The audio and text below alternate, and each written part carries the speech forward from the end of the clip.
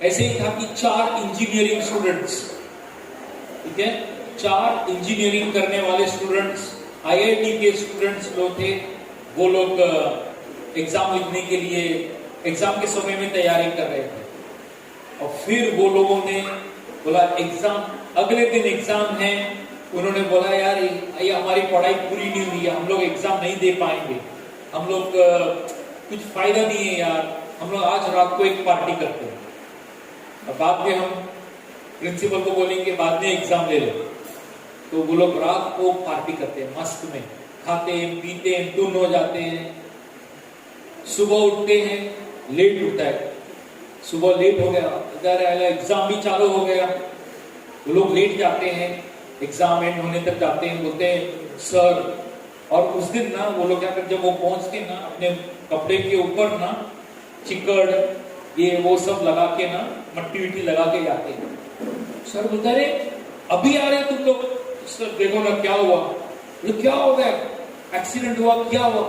बोला सर हम लोग जो रास्ते पर से आ रहे थे, हमारी गाड़ी जो है वो पंक्चर हो गई, और वो चिकड़ भी गिर के उधर से हम लोग कैसा भी करके, देखो सर ऐसा कंडीशन में अभी पहुंचे सर हाथ जोड़ के रिक्वेस्ट करते प्लीज सर आज का एग्जाम हम लोगों को बाद में लिखने को दो सर। सर देखता है, सोचता है, बेचारे लोग कितना इंजीनियरिंग स्टूडेंट्स है, इनका करियर खत्म हो जाएगा अगर एग्जाम मिस हो गया तो। प्रिंसिपल बोलता है ठीक है एक काम करते हैं, 3 दिन के बाद आपके लिए फिर परीक्षा, यही परीक्षा 3 दिन के लिए बाद आपके पास रखेंगे। तीनों बोलते हैं मस्त होगा, खुश होगा। 3 दिन के बाद जब वो लोग वापस आते हैं तो प्रिंसिपल बोलते हैं अच्छा तैयारी करके पढ़ के, हाँ रेडी, एकदम रेडी, काम करो।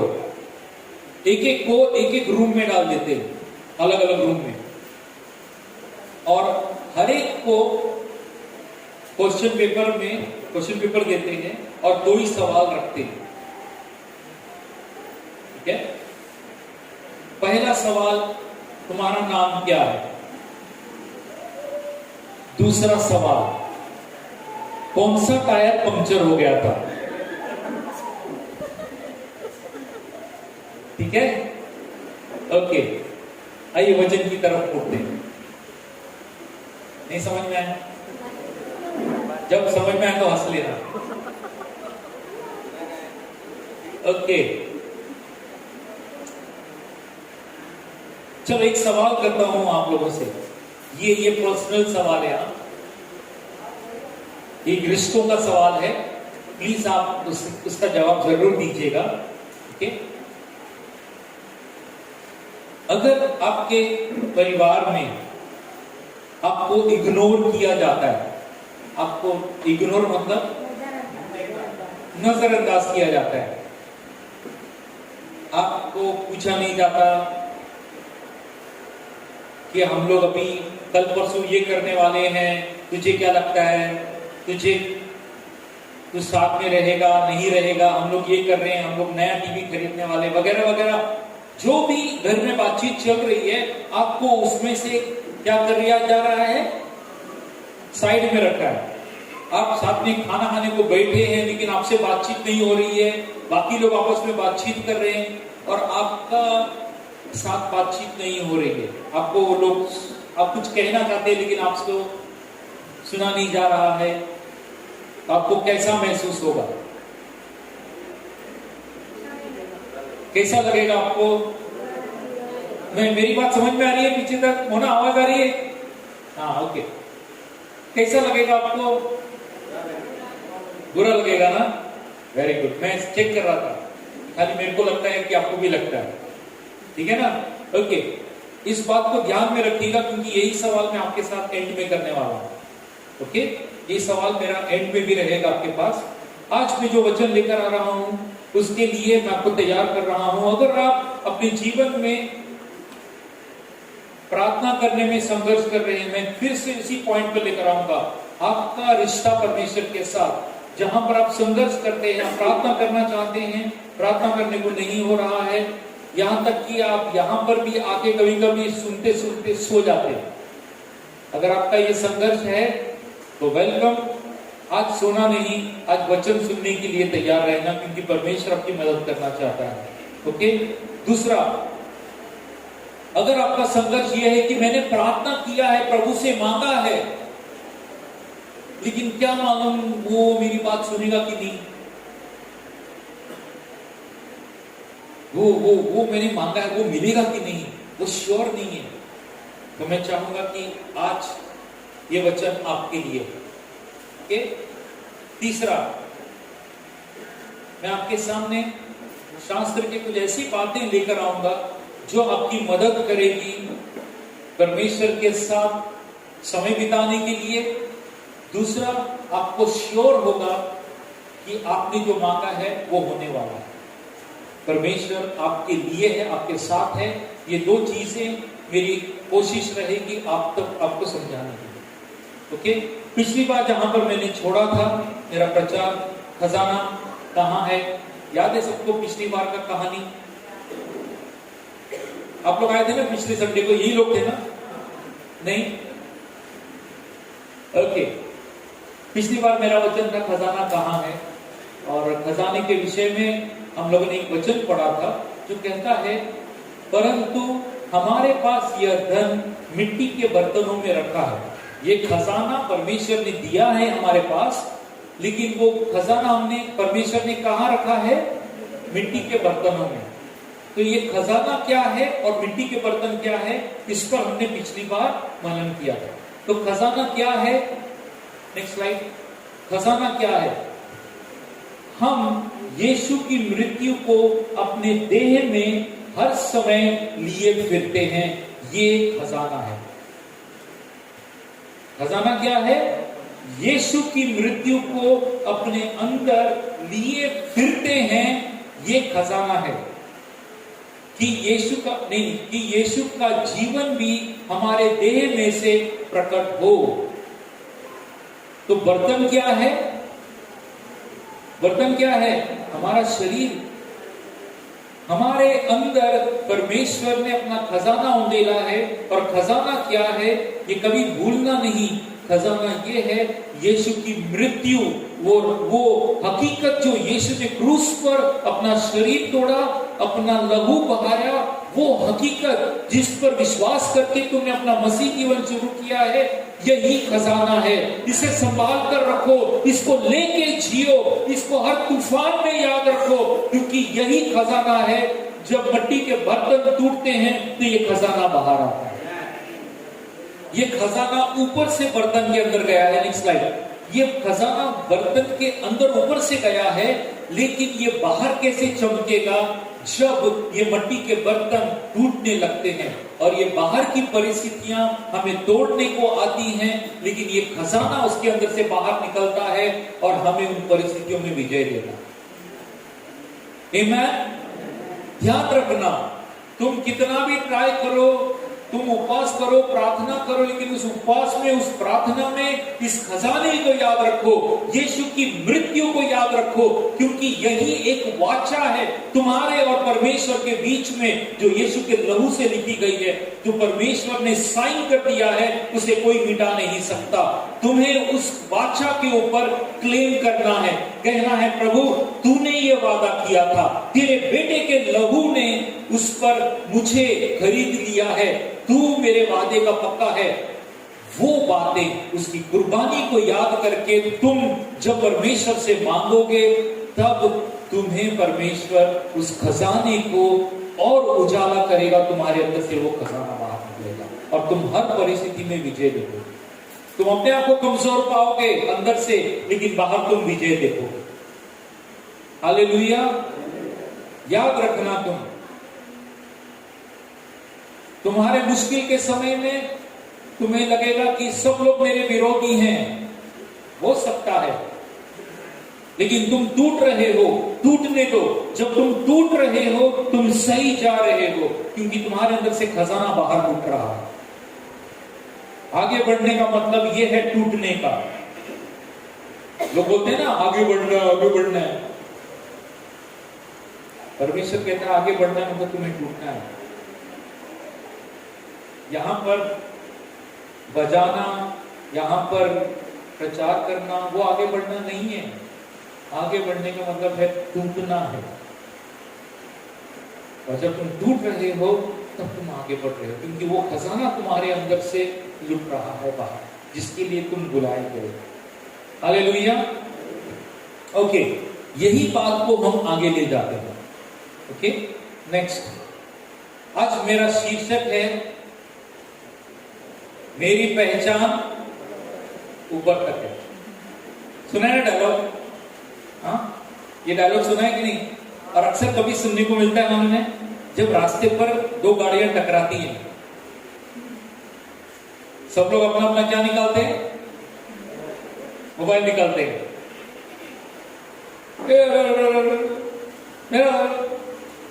वो मेरे को ऐसा बोल रहा है, ऐसा बोल रहा है, क्या लगाते हैं? पहचान। ओके, गाड़ी जब चल रही है तो कोई पहचान नहीं लगाता, लेकिन गाड़ी जब टकराती है तो सब लोग पहचान लगाते हैं। यही मसीह जीवन के लिए भी लागू है। और मैं आपको बताना चाहता हूं, तुम्हारा और मेरा पहचान जो है ना, कहां तक है? ऊपर तक है। ठीक है, तुम्हारी बात उस राजा तक पहुंचती है जिस राजा के राज्य में तुम्हें लाया गया है। परमेश्वर ने तुम्हें अपने राज्य में लाया है, तुम्हारी बात वहां पर सुनी जाती है।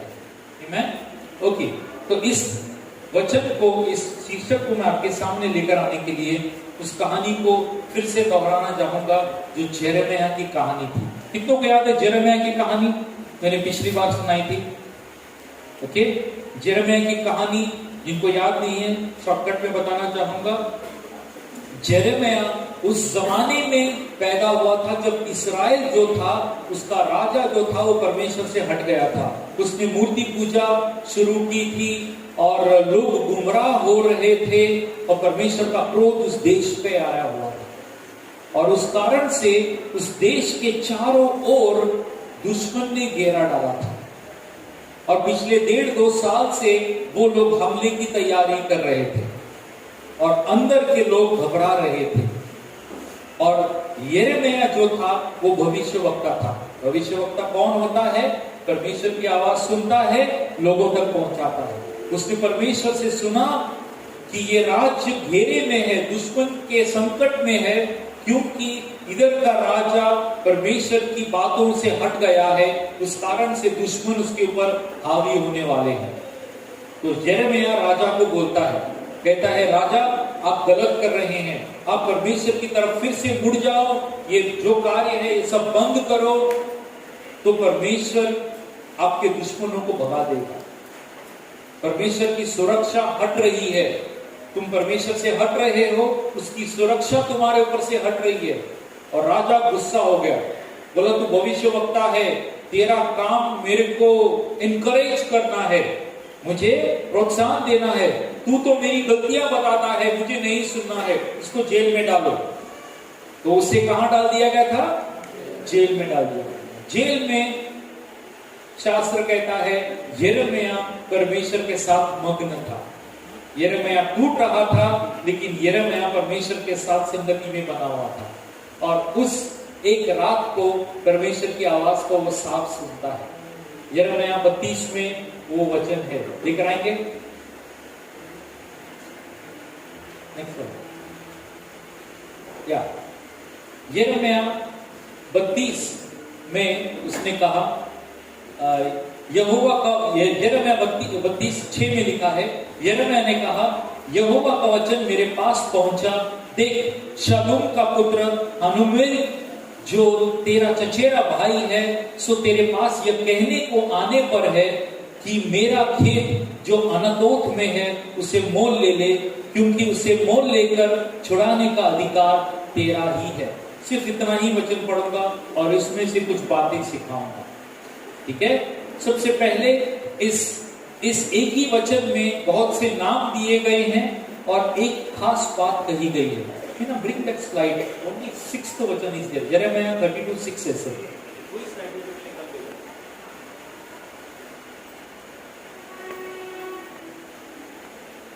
ओके, यिर्मयाह 32:6 ही और 7 में पढ़ूंगा उसमें। ओके, और आखिरी वाले वचन पे लेकर आऊंगा, क्योंकि उसे मोल लेकर छुड़ाने का अधिकार तेरा ही है। यही एक बात है जिसमें बहुत से राज छुपे हुए हैं जो मैं आपके सामने लेकर आना चाहता हूं। लेकिन ये वाली बात बताने से पहले जितने नाम मैंने पिछली बार में बताए थे उसका मीनिंग बताया था, मैं फिर से वो मीनिंग बताऊंगा और फिर इस बात के लेकर आऊंगा। मंजूर है? ओके, तो हम लोग इस नेक्स्ट स्लाइड प्लीज। ओके, हमने ये नहीं, यस, ओके, हमने ये शब्द देखा था हनामील। हनामील कौन था? यिर्मयाह का चचेरा भाई। हनामील का मतलब क्या है? अनुग्रह जो परमेश्वर की ओर से आता है, जो एक तोहफा है। ओके, दूसरा था उसका चाचा का नाम शालूम। शालूम का मतलब है रिट्रीब्यूशन, मतलब प्रतिफल। तुम्हें परमेश्वर प्रतिफल देने वाला है। परमेश्वर अपने आप को साबित करेगा कि तुम सही थे और वो गलत था। प्रतिफल का मतलब क्या होता है मालूम है? रिट्रीब्यूशन का मतलब कई बार ना हम लोग बातचीत करते हैं और सामने वाला ना अपनी बात साबित करके चला जाता है, हालांकि वो गलत है, फिर भी अपना वट जमा के चला जाता है और हम बोलते हैं देख सच को दबा के जा रहे हैं, हम लोग नाराज हो जाते, पीछे हट जाते। सही है कि नहीं? लेकिन परमेश्वर प्रतिफल देने वाला परमेश्वर है। वो कहता है अब तू छोड़ दे, मैं संभालता हूं। परमेश्वर फिर अपने आप को साबित करने लगता है। तो वो कहता है वो प्रतिफल, उसका अंकल का नाम जो है वैसका मतलब है प्रतिफल परमेश्वर दे रहा है। ओके, जमीन जो है अनाटो दानाटो का मतलब है तुम्हारी प्रार्थना का उत्तर। तुमने मांगा था, तुम्हारी प्रार्थना का उत्तर अब आ रहा है तुम्हारे पास। ओके, जानो यिर्मयाह कहां पर है? कहां पर है? जेल में। और देश को किसने घेरा है? दुश्मन ने घेरा है और रिश्तेदार आने वाला है। क्यों? मुझे छुड़ाने के लिए नहीं, जेल में से छुड़ाने को आना चाहिए ना, लेकिन जेल में आ रहे हैं उससे मदद मांगने के लिए कि प्लीज मेरी जमीन खरीद ले। पॉइंट समझ में आ रहा है?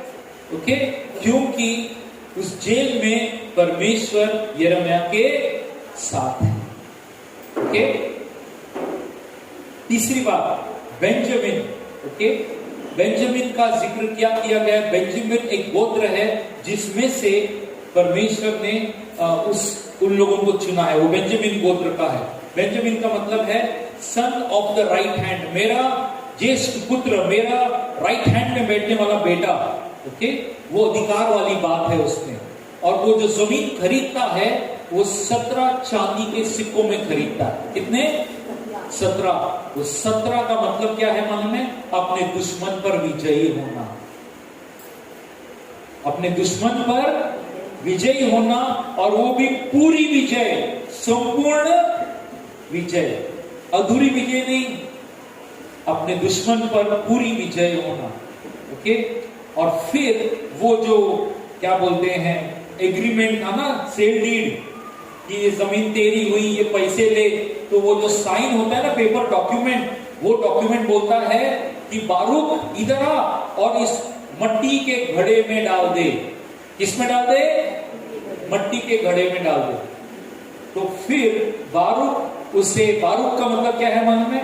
आशीषित, फॉर्चुनेट वन, आशीषित है तू कि तुझे ये मौका मिला कि ये दिन देखने का, इस मौके का कि ये तू उठा सकता है। तू क्या बोलते हैं ना, सौभाग्य है तेरा।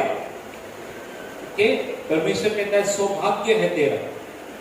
ये था इन वचनों का मतलब। और इन वचनों में यीशु छुपा हुआ है। जो पहला वचन है हनामील, grace that comes from God, स्वर्ग से अनुग्रह कौन लेकर आया हमारे पास? यीशु मसीह अनुग्रह बनकर हमारे पास आया। और ये सारी बातें अगर आप देखें तो गॉस्पेल के साथ जुड़ी हुई है, यीशु के कुर्बानी के साथ जुड़ी हुई है। यीशु कुर्बान हो गया और वो जो उसने कुर्बानी दी अपने शरीर की और अपने लहू से वाचा किया, वो वाचा जो है उसने किसमें डाल दिया?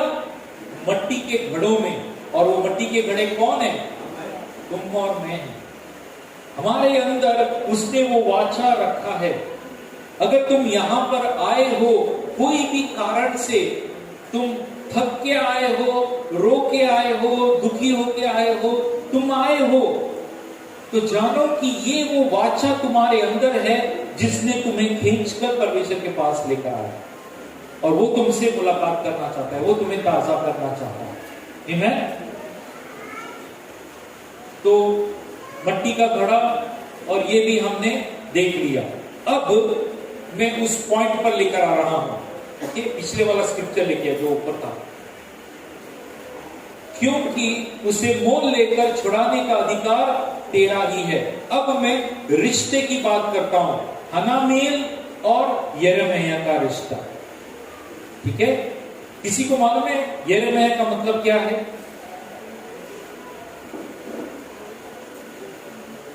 मैंने बहुत सारे नामों का मतलब देख लिया, यिर्मयाह का मतलब नहीं देखा। इस वर्षा यिर्मयाह का मतलब है, हाँ नहीं, यिर्मयाह का मतलब है पूरी निराशाओं के विरुद्ध में एक आशा, सारी निराशाओं के बीच में एक आशा, वो है यिर्मयाह का मतलब। ठीक है, तो यिर्मयाह सारी परिस्थितियों के विपरीत परिस्थितियों में एक आशा है। कहां पर है वो? जेल में है, लेकिन उसके अंदर परमेश्वर का उपस्थिति है और वो सारी परिस्थितियों के विपरीत खड़ा है। अकेला वो गवाही देता है, ये गलत है तो गलत है। वो अपनी परिस्थितियों को ठीक करने के लिए राजा की चमचागिरी नहीं करता।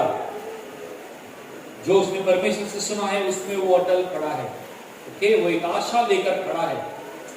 ओके, अब ये क्या बात हुई? चचेरा भाई आता है, बोलता है, अरे ये हक तेरा है, ये अधिकार तेरा है, मेरी जमीन जो है, अब मैं कंगाल हो गया हूं, अब मेरे को उधारी चुकाना है, मैंने लोगों से उधारी ले लिया है, मेरे को उधार चुकाना है, मेरे पास पैसे नहीं है, सिर्फ क्या रह गया है? जमीन।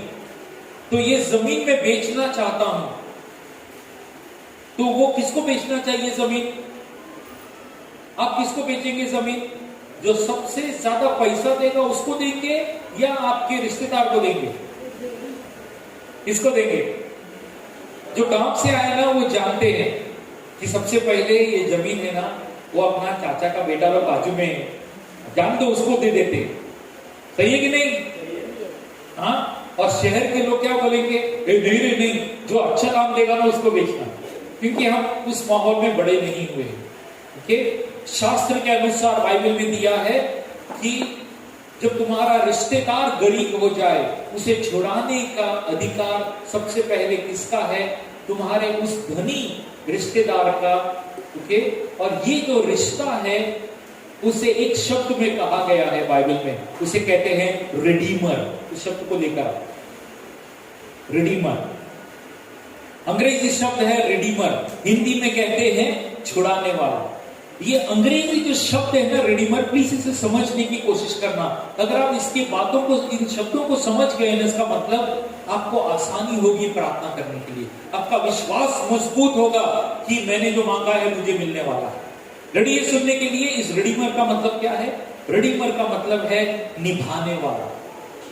जो छुड़ाने वाला मतलब है, उसका मतलब है निभाने वाला। उसका ये भी मतलब है धन देकर बचाने वाला, पैसा देकर मुझे बचाने वाला, धन देकर मुझे छुड़ाने वाला।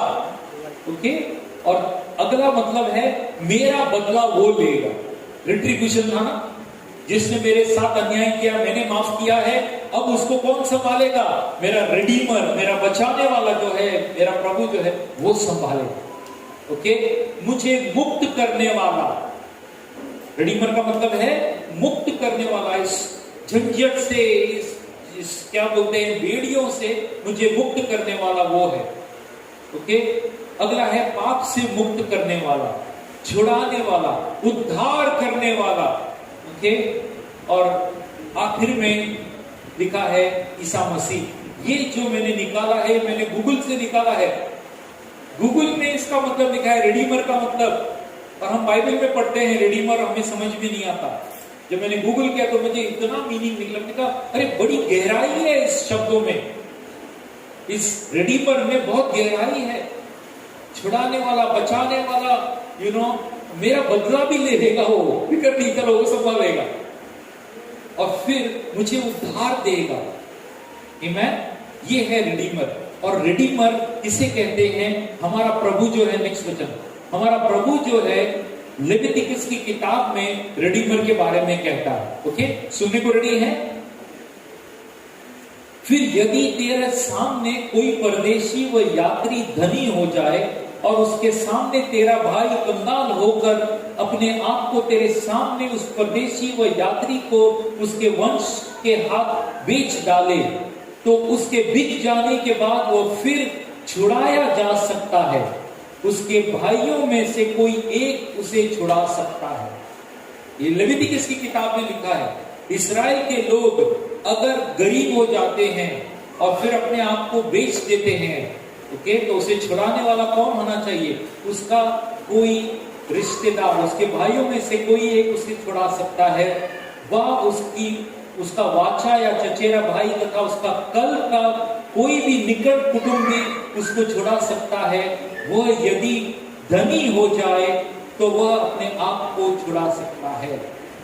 ओके, आपको याद है यीशु के साथ में कुछ लोग आए थे और यीशु के पास ये कहानी बोली थी। यीशु से कहा था कि प्रभु, अगर कोई ऐसा व्यक्ति है जो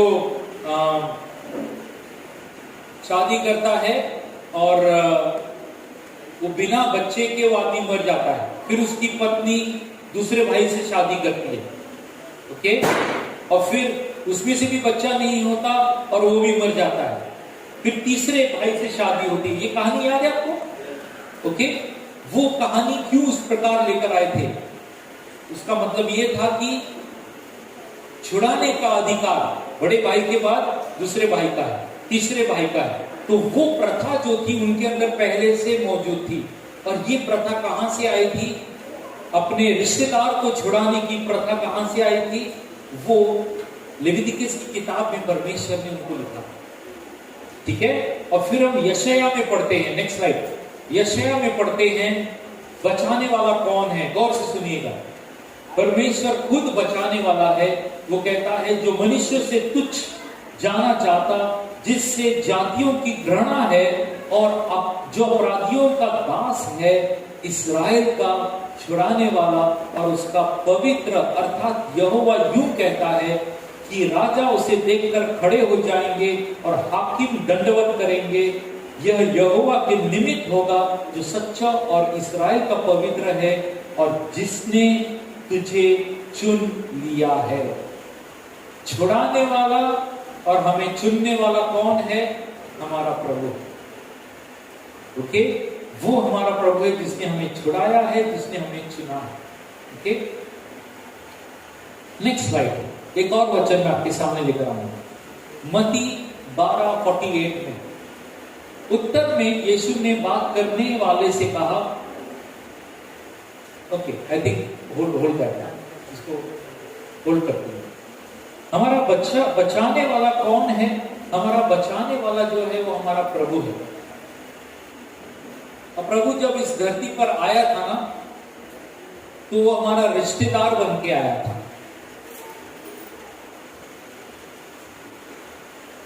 वो हमारा रिश्तेदार, वो सिर्फ प्रभु नहीं है, वो हमारा रिश्तेदार है। और यीशु ने खुद अपने मुंह से कहा, मेरा रिश्तेदार कौन है? मेरा रिश्तेदार तुम हो। कैसे? Let's read this. मत्ती। उत्तर में यीशु के एक्चुअली माँ और न भाई बहन आए हुए थे। यीशु प्रचार कर रहा था, उसके माँ बहन भाई बाहर खड़े थे और कोई आदमी बोलता है, यीशु सुन, ये तेरा मम्मी और तेरा भाई बहन बाहर रुके। तो यीशु क्या करता है मालूम है? उसकी बात को नजरअंदाज करता है, सबके सामने उनको उत्तर देता है, सबके चिल्ला के बोलता है। उत्तर में यीशु ने ये बात करने वाले से कहा, कौन है मेरी माँ, कौन है मेरे भाई बंधु? फिर उसने हाथ से अपने अनुयायियों की तरफ इशारा किया, करते हुए कहा, ये है मेरी माँ और मेरे भाई बंधु।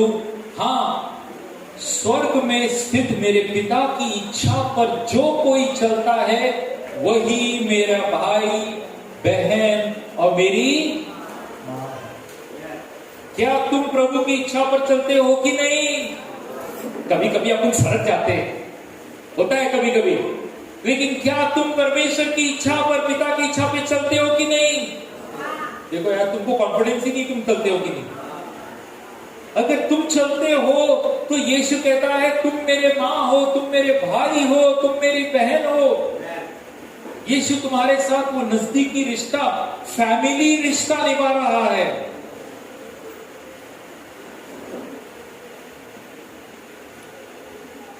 समझ में आ रहा है? यीशु तुम्हारा और मेरा फैमिली का भाग है, वो परिवार का भाग है, वो परिवार का सदस्य है वो।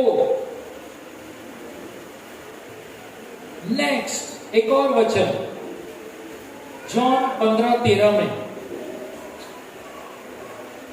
बड़े से बड़ा प्रेम जिसे कोई व्यक्ति कर सकता है वह ये, अपने मित्रों के लिए प्राण न्योछावर कर देना। जो आदेश मैं तुम्हें देता हूं, यदि तुम उन पर चलते हो तो तुम मेरे मित्र हो, फ्रेंड हो। यीशु नहीं बोलेगा मैं पहचानता कौन है, यीशु तुम मेरे दोस्त हो। कितना नजदीकी रिश्ता है, सही है कि नहीं? मतलब कल तुमको कोई रास्ते पर उल्पट्टी दिया, तुम किसको बुलाओगे? तुम्हारी पहचान किधर है? तो रुक, अब भी दिखाता मैं तेरे को, रुक। तो क्या समझते हैं? इधर ही रुक, मैं दिखाता हूं। तुम फोन उठाओगे और किसको मारोगे? जो ये ऐसा बॉडी वाला है, करेक्ट है कि नहीं? अरे ये सब फालतू है। हमारा असली मित्र कौन है? प्रभु यीशु है। वो तो तुम्हारा फोन लगाने की जरूरत नहीं, तुम्हारा अंदर से सुन रहा है, वो देख रहा है, और वो तुम्हारा छुड़ाने वाला है। वो बोलता है तू कुछ मत कर, मैं देख लूंगा। वो क्या बोलता है? तेरा प्रतिफल मैं हूं, तू घबरा मत। वो तेरे मन में कहेगा, उसको क्या बोलना है बोलने दे, बाकी का मैं देख लूंगा, तू निकल यहां से। तुम्हारे सामने दादागिरी करने वाले दादागिरी करते रहेंगे, तुम चुप करके निकल आओगे, लेकिन उसके विरुद्ध उसको नींद, उसकी बेचैन करने वाला कौन है? प्रभु यीशु, जो दिखता नहीं है, जो तुम्हारे लिए लड़ता है, तुम्हारा भाई है वो, तुम्हारा बेटा है वो। जो माँ है तुम्हारा बेटा है वो। वो कहता है तुम मेरी माँ हो, जो मेरी मेरी मेरी बातों पे चलती हो, तुम मेरी माँ हो, तुम मेरी बहन हो।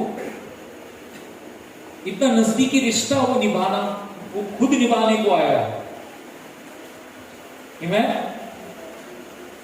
और फिर वो कहता है आगे, अब से मैं तुम्हें दास नहीं कहूंगा, क्योंकि कोई दास नहीं जानता उसका स्वामी क्या कर रहा है, बल्कि मैं तुम्हें मित्र कहता हूं, क्योंकि मैंने तुम्हें वह हर बात बता दी है जो मैंने अपने परम पिता से सुनी है। वो तुमसे, मुझसे पिता की कोई भी बातें छुपाना नहीं चाहता, क्योंकि वो अपन का दोस्त है। वो कहता है तुम मेरे दास नहीं हो, ठीक है?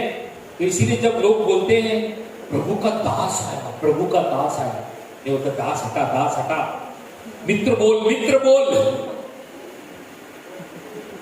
प्रभु का दास वचन सुनाएगा। और प्रभु बोलता है दास मत बोल, दास, तू मेरा दास नहीं है, तू मेरा दोस्त है। तो कोई दास बन के बड़ा तुम कोई क्या बोलते हैं, बहुत बड़ा नम्र नहीं बन रहे हो। सावधान ऐसी भाषाओं से, ऐसी चीजों से। यीशु खुद कहता है तुम मेरे दास नहीं हो, तुम मेरे मित्र हो। और यीशु वो रिश्ता निभाना चाहता है हमारे साथ। तो कोई बड़े बड़े ढकोसले वाली बातों में मत आना, प्रभु का दास है। वो जो डायलॉग ऐसा बोलते हैं ना, हमको लगता है कि अपन कुछ है ही नहीं, यही जो है ना प्रभु का दास, ये बहुत बड़ा है, अपन कुछ नहीं है। रॉन्ग फिलॉसफी, गलत शिक्षा। शास्त्र क्या है? देखो, पढ़ो, वो कहता है तुम मेरे दोस्त हो। Okay, next slide please. यीशु ने कहा तुम मेरे भाई हो, ओके, तुम मेरे बहन हो, तुम मेरी माँ हो, तुम मेरे मित्र हो। एक रिश्ता यीशु कायम कर रहा है। ओके, एफिसियों की किताब में ना उसने हमें हमारे साथ रिश्ता बनाने के लिए एफिशियंस 1:20 में क्या लिखा है, जो उसने मसीह के विषय में किया कि उसको मरे हुए में से जिलाकर स्वर्गीय स्थानों में अपनी दाहिनी ओर सब प्रकार की प्रधानता और अधिकार और सामर्थ्य और प्रभुता के और हर एक नाम के ऊपर, जो न केवल इस लोक में पर आने वाले लोक में भी लिया जाएगा, बैठाया है। ये किसके विषय में है? हमारे प्रभु यीशु के विषय में, जो तुम्हारा मेरा दोस्त है, जो तुम्हारा मेरा भाई है, जो तुम्हारा बेटा है। वो कहां पर है? उसके बारे में लिखा है कि वो मरे हुए में से जी उठा। ओके, वो हमारा फैमिली मेंबर मरे हुए में से जी उठा, और वो कहां पर है? वो स्वर्गीय स्थानों में पिता के दाहिनी ओर बैठा है और सब नामों से श्रेष्ठ नाम दिया है। और वो कहता है तुम्हें, तुम मेरे मित्र हो। ये वो प्रभु है जो ऊंचे सिंहासन पर बैठा है, जहां पर तुम्हारी पहुंच है। तुम्हारी पहचान है कि नहीं? वहां तक तुम्हारा पहचान वाला है ना, मेरा तुम्हारा दोस्त बैठा है ऊपर सिंहासन पर। वो वहां पर विराजमान है, जिसके हर एक नाम के ऊपर उसका नाम है, जो न केवल इस लोक पर आने वाले लोक पर भी, लोक में भी लिया जाएगा। उसे बैठाया है, उस स्थान पर बैठाया। सही है कि नहीं? ओके, तुम्हारा विश्वास, तुम्हारा भरोसा, धन्यवाद प्रभु, आने वाला दिन भी के ऊपर भी तेरी हुकूमत है, उस पर तुम्हें रहना चाहिए। आमीन। ओके, तो फिर तुम कहोगे प्रभु तू तो ऊपर बैठा है, मेरे बारे में क्या? ओके, चलो एक और वचन देखते हैं आज का, एफिसियों 2:4 में। परंतु परमेश्वर ने जो दया का धनी है, अपने उस बड़े प्रेम के कारण, जिसने उसने हमसे प्रेम किया, जब हम अपराधों के कारण मरे हुए थे, तो हमें मसीह के साथ जिलाया। अय्या, हमें किसके साथ जिंदा किया? यीशु मसीह के साथ जिंदा किया। अनुग्रह से तुम्हारा उद्धार हुआ है, और मसीह यीशु में उसके साथ उठाया और स्वर्गीय स्थानों में उसके साथ बैठाया है। यीशु प्रभु ने तुम्हें और मुझे कहां बैठाया है? स्वर्गीय स्थानों में। अभी मैं सवाल करूं, आप उनमें से महान कौन है?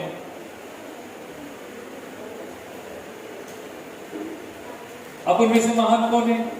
कोई है? हम सब कहां पर बैठाए गए हैं? स्वर्गीय स्थानों में, प्रभु की गोद में हम बैठे हुए हैं। मतलब कैसे? हमें थोड़ा डेमो देना पड़ेगा, एंड करता हूं जल्दी से। ये वो 2-3 लोग आ जाओ भैया, अरे गाड़ी वाला आ जाओ, ये ऋषि का रोल अच्छा करेगा, आ जाओ। और मुझे रोना ठीक है, चेयर लेके आओ।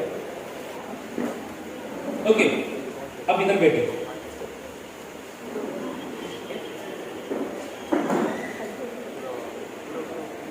ये जगह परमेश्वर पिता, उसके दाहिनी ओर उसका बेटा जो मौत पर विजयी हुआ, ओके, वो बैठा है।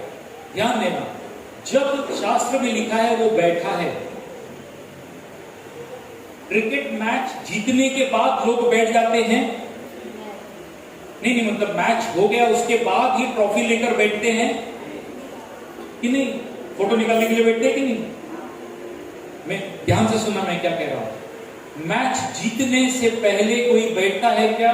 नहीं। मैच जीतने के बाद आपके मन में शांति रहती है, हम लोगों ने जीत लिया है, अभी हम आराम से बैठ सकते हैं। कोई भी युद्ध जीतने के बाद ही विजेता जो है वो बैठ जाता है। यीशु ने मौत पर विजय पाई, तीसरे दिन जी उठा, अब वो कहता है सब पूरा हो गया, अब मैं आराम से बैठूंगा। और पिता ने उसे सब नामों से ऊंचा नाम दिया, सब विजय उसने पा ली है, उसे मुकुट दे दिया। और फिर जब उसे मौत में से छुड़ाया ना, उसके साथ कौन निकल के आया मालूम है? तुम भी उसके साथ निकल के आए, और उसने तुम्हें अपनी गोद में अपने साथ बैठाया। तुम्हारी पहचान किधर है? डायरेक्ट स्वर्गीय स्थानों में। तुम उसके साथ बैठे हो। तुम्हारी ये आह निकलती है ना यहां से, एक पुकार बिना शब्दों की, वो भी उस तक पहुंचती है, क्योंकि तुम उस सिंहासन में उसके साथ बैठे हो। आज एक वचन आया था, अविश्वास अविश्वास अविश्वास। करेक्ट कि नहीं? प्रभु डांटता है अविश्वास वालों को, कहता है हे अल्पविश्वासी, तूफान को देख के डरपोक है, मैं तेरे साथ में हूं, तेरे को समझता नहीं है। प्रभु डांटता है। और मैं तुमसे कहता हूं, प्रभु कह रहा है तुम मेरी गोद में हो। तुम खाली ऐसा पीछे मुड़ के बोलो, प्रभु इधर रुकता है, इधर प्रभु इधर रुकता है, मैं हाथ लगाता हूं, चंगाई देता हूं। सही है कि नहीं? प्रभु हमारे बहुत करीब है, वो हमारा रिश्तेदार है। आमीन। Thank you very much. आप लोग बैठ सकते हैं। वो हमारा रिश्तेदार है, तो प्रभु हमारा रिश्तेदार है। अब मेरा सवाल, मैं एंड कर रहा हूं।